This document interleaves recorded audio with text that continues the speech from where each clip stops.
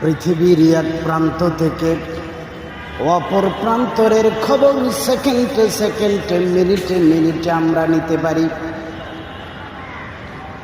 কিন্তু মাত্র 3.5 হাত মাটির কবর। এই সেই কবর, এই কবরের ভিতরে ওই মানুষটা কেমন আছে, কোন হালতে আছে, কেমন তার জীবন যাপন কাটতেছে, এটা কিন্তু আমি আর আপনি পৃথিবীর কেউ বলতে পারবো না।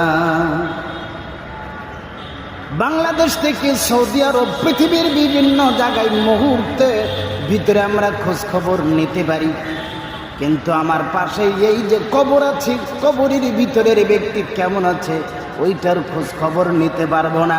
তবে হ্যাঁ, এতটুকু বলতেই পারবো, যদি ঈমান আমল ভালো হয় তাহলে ভালো থাকবে, আর ঈমান আমল যদি খারাপ হয় তাহলে তার কপালও খারাপ হবে।